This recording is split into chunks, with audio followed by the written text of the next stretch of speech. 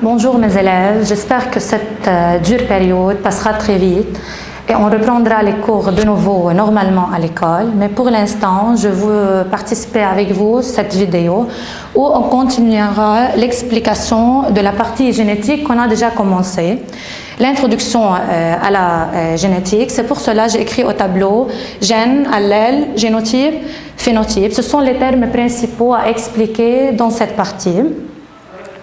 Comme on a appris dans les parties précédentes, que les informations génétiques sont portées par les chromosomes.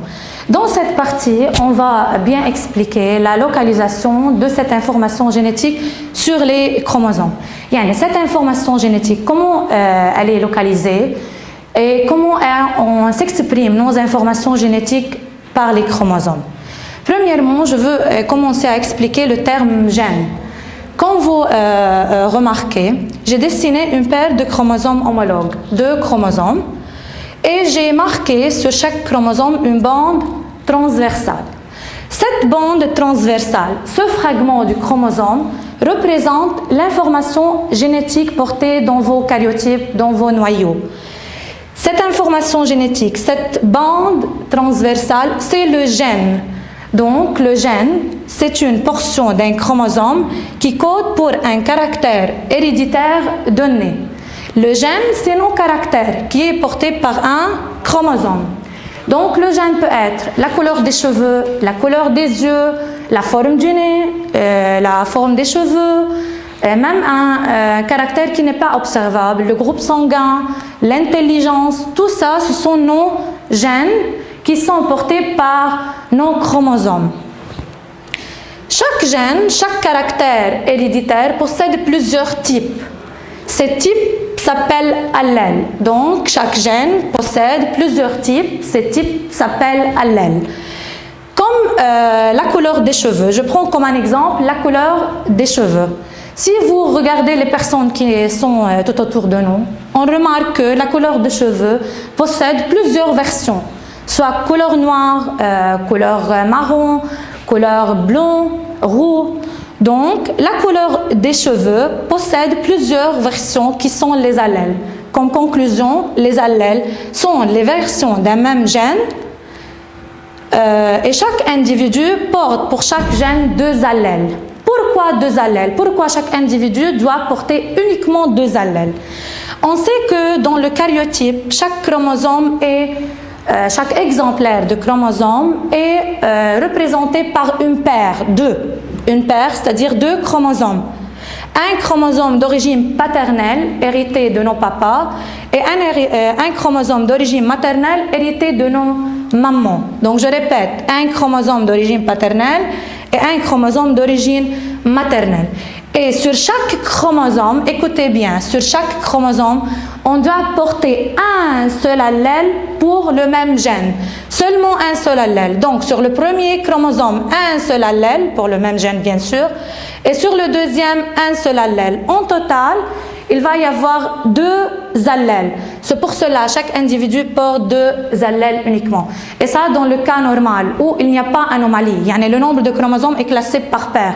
Il n'y a pas trisomie ou bien monosomie dans le karyotype d'un individu normal.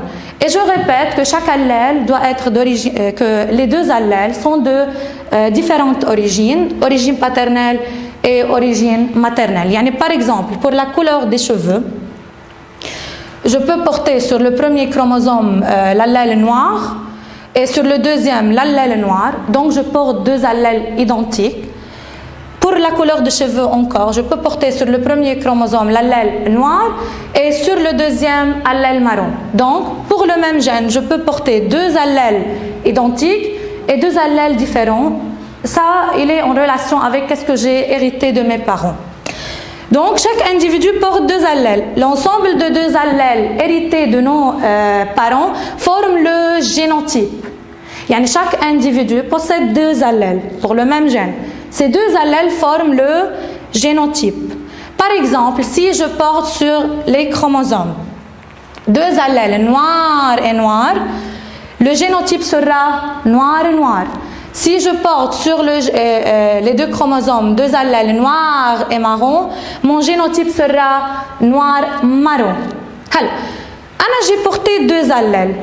L'expression de ces 2 allèles, l'expression de mes informations génétiques, va être observable sur mon corps. Ça va former le phénotype. Donc, tout ce qui est apparent et observable chez un individu, c'est le phénotype. Si vous me regardez, vous remarquez que la couleur de mes yeux, c'est marron. Donc, le phénotype de la couleur de mes yeux, c'est marron. C'est ce qui est observable. Si vous regardez mes cheveux, vous remarquez que la couleur de mes cheveux, c'est marron châtaigne. C'est mon phénotype. Et il y a des phénotypes qui ne sont pas observables, mais sont exprimés chez nous. Par exemple, si je passe devant vous, vous pouvez marquer le groupe sanguin, mon groupe sanguin? Non, bien sûr. Mais moi, j'ai exprimé le groupe sanguin O. Mais les gens qui sont tout autour de moi ne peuvent pas voir, mais j'ai exprimé. Donc, le phénotype, c'est tout ce qui est apparent, observable ou exprimé. Car il y en a des caractères qui sont observables, des caractères qui ne sont pas observables, mais exprimés. Pour bien savoir la relation entre les allèles génotypes et phénotypes, donc les allèles génotypes et phénotypes, j'ai pris un exemple.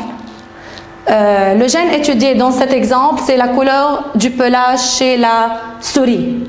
Okay? C'est pour cela j'ai pris 3 exemples, souris 1, souris 2 et souris 3. Donc je répète. Le gène étudié dans cet exemple, c'est la couleur du pelage chez la souris. On remarque que chez les souris, il y en a beaucoup de phénotypes pour la couleur du pelage. Si on regarde des souris devant nous, tout autour de nous, on peut remarquer qu'il y en a la couleur du pelage marron, gris, blanc, noir. Dans cet exemple, j'ai essayé de prendre 2 phénotypes, comme vous remarquez, gris et blanc seulement. Donc, la souris 1, la souris 2 et la souris 3. La souris 1 a la couleur du pelage gris. La souris 2 a la couleur du pelage encore gris. La souris 3 a la couleur du pelage blanc. Donc, la phénotype du premier souris est gris. Pour le deuxième, la deuxième, encore gris. La troisième, blanc. Ce qui est observable, ok, et bien sûr exprimé. Si vous regardez bien les chromosomes, j'ai dessiné une paire de chromosomes homologues qui portent le gène qui code pour la couleur du pelage chez la souris. Vous remarquez que la première souris, écoutez bien, elle porte sur le premier chromosome l'allèle gris. Pour le deuxième, elle porte encore l'allèle gris. Donc, elle porte 2 allèles identiques, gris et gris. Pour la souris 2, elle porte 2 allèles différents, gris et blanc. Pour la troisième souris, elle porte 2 allèles encore identiques, blanc et blanc. Une nouvelle information à ajouter. Si un individu porte sur ses chromosomes 2 allèles identiques d'un même gène, comme l'exemple 1 et l'exemple 2, excusez-moi 3, on dit que cet individu est homozygote ou race pure. Donc, homozygote ou race pure. Alors, la première souris sera homozygote ou race pure. La troisième souris encore homozygote et race pure. Pourquoi? Car dans leur génotype, ils portent 2 allèles différents, 2 allèles identiques, gris et gris, et la troisième, 2 allèles identiques encore, blanc et blanc. Donc, comme notion générale, un individu homozygote ou race pure porte dans son génotype 2 allèles identiques d'un même gène. Mais si vous regardez la deuxième souris, porte 2 allèles différents, gris et blanc. Je répète, 2 allèles différents, gris et blanc. Alors, cette souris n'est pas ni homozygote ni race pure. On dit qu'elle est hétérozygote ou hybride. Donc, pour résumer, un individu qui porte dans son génotype deux allèles différents est considéré comme un individu hétérozygote ou hybride. Pourquoi hétérozygote et hybride? Car elle porte deux allèles différents. Normalement, les termes homozygote et hétérozygote sont utilisés pour les êtres humains, alors que les termes race pure et hybride sont utilisés pour les animaux et les végétaux. Pour les allèles, on a dit que les allèles sont des versions d'un même gène et chaque individu doit porter deux allèles. Alors, quand on va travailler un exercice de génétique, on ne peut pas écrire le mot de l'allèle complètement. Yani si par exemple pour la couleur des cheveux, j'avais les allèles noirs et par exemple marron, je ne peux pas écrire les allèles complètement par le mot. Je dois les écrire avec des symboles. Donc les allèles sont symbolisés par des lettres. Ok, alors on va voir pourquoi avec des lettres ou bien comment sont les lettres. Pour bien expliquer, je veux prendre comme exemple la souris 2 qui porte deux allèles différents. Si vous regardez, la souris 2 exprime le phénotype gris. Yani si je regarde la souris, elle a la couleur grise, la couleur du pelage est gris. Mais si j'entre dans son génotype, je remarque que cette souris porte deux allèles, les deux allèles gris et blanc. Le problématique est, pourquoi cette souris, elle a exprimé seulement le gris, la couleur grise, mais elle porte dans son génome, dans son génotype, les deux allèles gris et blanc. Pourquoi? Car l'allèle gris est plus fort que l'allèle blanc qui est caché, qui est masqué. Donc, dans les allèles, j'ai deux types. Un allèle qui est toujours exprimé, même en présence d'un autre allèle, et un allèle en présence d'un autre allèle plus fort, il doit être caché, masqué. L'allèle qui est toujours exprimé, il est l'allèle dominant, mais l'allèle qui est caché est l'allèle récessif. Donc, je répète, l'allèle qui est toujours exprimé, même en présence d'un autre allèle, il est l'allèle dominant. Et l'allèle qui est caché, qui est masqué, ou bien qui n'est pas exprimé, c'est l'allèle récessif. L'allèle dominant, qui est l'allèle gris, est symbolisé par une lettre majuscule. Et d'habitude, la lettre majuscule signifie ou bien indique la première lettre de l'allèle. Yani par exemple, ici gris, je prends la première lettre G et je l'écris sous forme majuscule. Le blanc qui est l'allèle récessif, je prends la première lettre du mot blanc et j'écris sous forme minuscule. Donc je répète, un allèle dominant est toujours symbolisé par un allèle, une lettre majuscule, et l'allèle récessif est toujours symbolisé par une lettre minuscule. Ok? Pour bien comprendre, je veux dessiner un petit tableau qui sert à bien expliquer tout ce qu'on a déjà pris.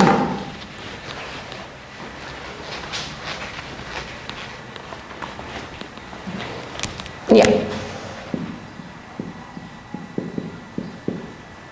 Souris 1, souris 2, souris 3. Donc, la souris 1 porte les deux allèles gris et gris. Donc, ces allèles sont G et G. Ce sont les allèles. La deuxième souris porte deux allèles différents, G, gris et blanc. Donc, les allèles sont G et B. La souris 3 porte deux allèles identiques, blanc et blanc. Donc, les symboles sont B et B. Alors, les allèles.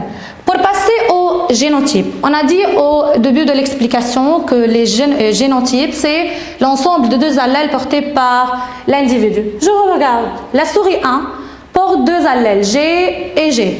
Donc son génotype sera G sur G. Les deux lettres qui symbolisent les allèles séparés par deux traits horizontaux. Ces deux traits horizontaux représentent le chromosome. Il y a ce chromosome mais sous forme horizontale. C'est le génotype de cette souris. La deuxième souris, souris 2, porte deux allèles différents, G et B. Donc son génotype est G sur B. Il faut remarquer deux traits horizontaux. La troisième souris, blanc et blanc, donc son génotype est B sur B. Ok, donc le génotype d'un individu est écrit sous forme de deux allèles, de deux symboles, séparés par deux traits horizontaux. Alors pour le phénotype, on a dit que la première souris a le phénotype gris. J'écris gris et je mets le symbole de l'allèle entre deux crochets. La deuxième souris, encore gris, j'écris gris et j'écris le symbole de l'allèle entre deux crochets. La troisième souris, blanc, j'écris blanc et je mets entre deux crochets le symbole de l'allèle. Donc le phénotype est gris, gris, blanc. Faites attention, cette écriture seulement dans le cas de dominance, où il y en a un allèle qui domine l'autre. Une nouvelle information que je veux ajouter, c'est, vous remarquez que l'allèle gris est exprimé sous deux formes. 1, 2. Mais l'allèle blanc est exprimé sous une seule forme. Je répète, l'allèle gris est exprimé sous forme de deux génotypes. Mais l'allèle blanc est exprimé sous une seule forme. Pourquoi? Car l'allèle dominant, qui est le gris, et j'ai expliqué pourquoi ici, peut être exprimé sous deux façons. Soit à l'état homozygote, deux allèles identiques G et G, ou bien à l'état hétérozygote, deux allèles différents G et B. Mais l'allèle récessif, qui est ici le blanc, est exprimé seulement à l'état homozygote B et B. Donc je répète la notion que l'allèle dominant peut s'exprimer phénotypiquement soit à l'état homozygote, soit à l'état hétérozygote, mais l'allèle récessif ne peut pas s'exprimer qu'à l'état homozygote. C'est tout pour cette partie. J'espère que vous avez bien compris l'explication. S'il y en a des questions à poser, on les discute sur le groupe. Dans cette période, j'espère que vous étudiez bien et vous ne perdez pas le temps à la maison.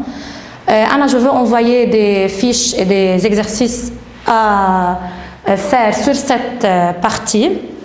Restez à l'écoute pour de nouvelles vidéos. C'est tout. Bonne journée.